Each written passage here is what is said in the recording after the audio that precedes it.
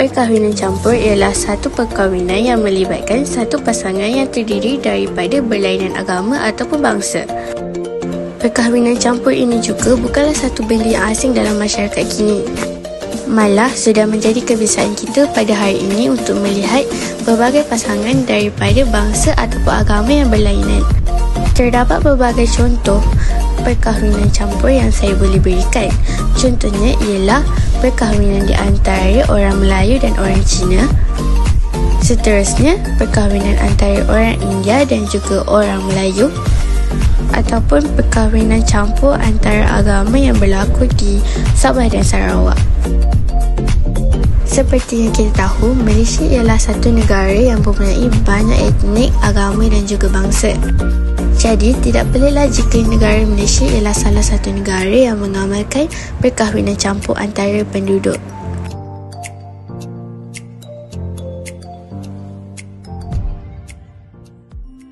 Sejarah perkahwinan campur bermula pada zaman kegemilangan Kesultanan Melayu Melaka yang merupakan sebuah kerajaan yang terkenal dengan kehebatan dan kegemilangannya dari pelbagai aspek, khususnya perdagangan, sehinggakan Melaka pada zaman dahulu dikenali sebagai East of Venice. Sejarah mencatatkan bahawa abad ke-15 dan abad ke-16 merupakan zaman kegemilangan Kesultanan Melayu Melaka sebagai sebuah pusat perdagangan yang paling utama di Nusantara. Dengan itu, Melaka yang berkebal pesat telah dikunjungi pedagang-pedagang luar selain menjalin hubungan diplomatik dan persahabatan dengan negara lain. Sehubungan dengan itu, hubungan persahabatan yang terjalin antara kerajaan Melaka dengan kerajaan China yang begitu kukuh telah membawa kepada berlakunya perkahwinan campur di antara dua buah negara ini. Buktinya, perkahwinan antara Puteri Halipor dengan Sultan Melaka iaitu Sultan Mansur Shah menjadi perintis kepada sejarah perkahwinan campur di Melaka hingga tersebar hingga ke seluruh pelosok tanah jajahannya. Jalinan persahabatan dan perdagangan serta hubungan diplomatik antara dua buah negara ini diperkukuhkan lagi dengan berlakunya perkahwinan antara dua buah negara yang bertujuan untuk mengukuhkan lagi hubungan persahabatan antara dua negara. Bukan itu sahaja, perhubungan antara Kesultanan Melayu Melaka dengan negara China yang begitu kukuh juga turut membawa kepada berlakunya perkahwinan campur di negara ini. Hubungan baik yang terjalin antara dua buah negara ini mendorong lebih banyak masyarakat Cina datang berhijrah ke Melaka. Rentetan daripada itu, berlakulah migrasi orang-orang Cina ke Melaka yang akhirnya mendorong kepada asimilasi kebudayaan sehingga wujudnya keturunan baba dan nyonya hasil dari perkahwinan campur antara masyarakat Cina dengan masyarakat tempatan. Dalam pada itu, ada antara mereka yang terus menetap dan berkahwin dengan masyarakat tempatan sehingga membentuk satu komuniti baru di tanah Melayu pada ketika itu.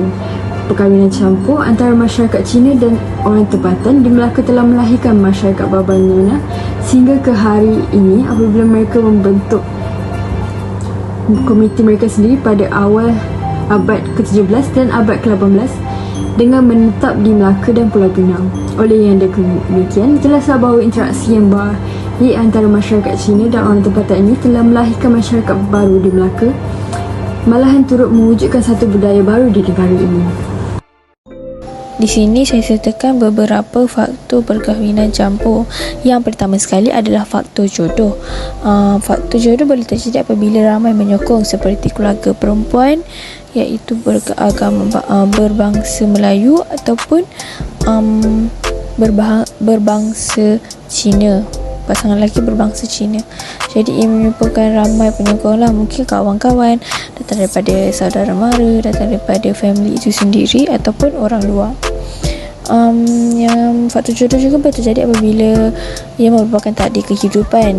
Menurut kajian, ada sesetengah individu apabila melihat seseorang yang menarik, hatinya terus menjadikan seseorang itu sasaran sebagai pasangan hidup. Faktor yang kedua adalah perubahan zaman dan kemajuan teknologi.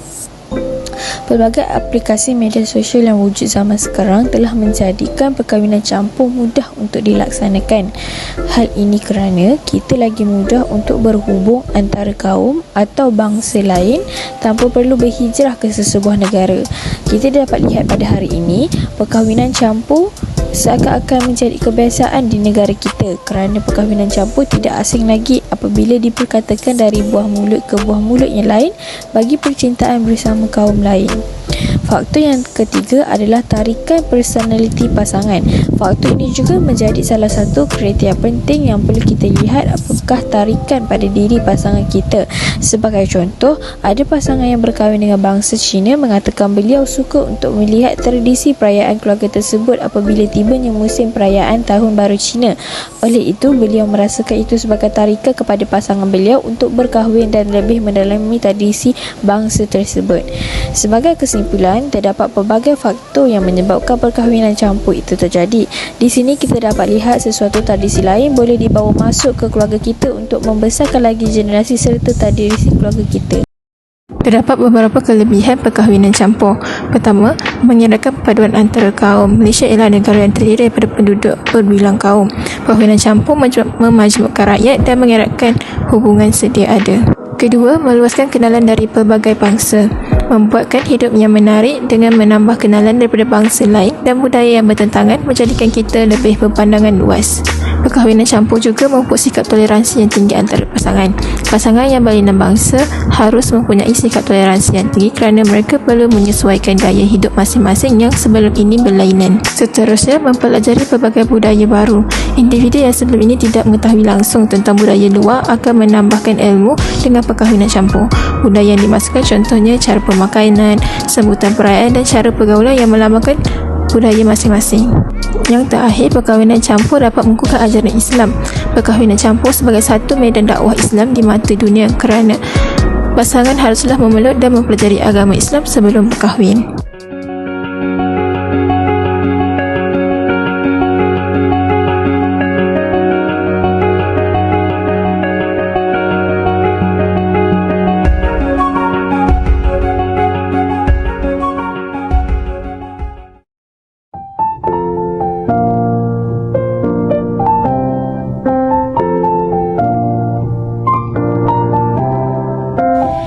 Pertama, dapat mewujudkan perpaduan dan keharmonian kerana adanya amalan tolak ansur bukan sahaja dalam keluarga itu sendiri, malah kedua-dua pihak keluarga pasangan.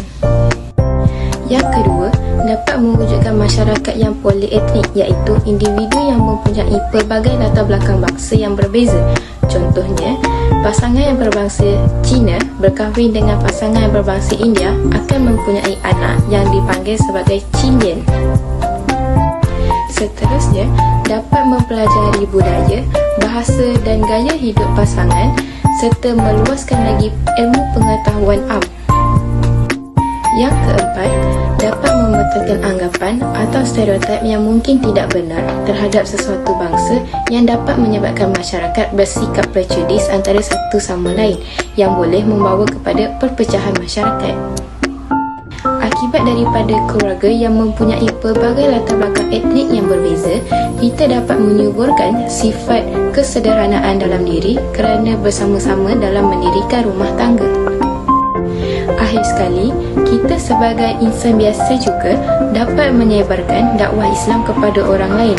Contohnya, bagi mereka yang ingin berkahwin dengan orang Melayu, mereka harus mempelajari ilmu Islam terlebih dahulu dan menukar status agama mereka.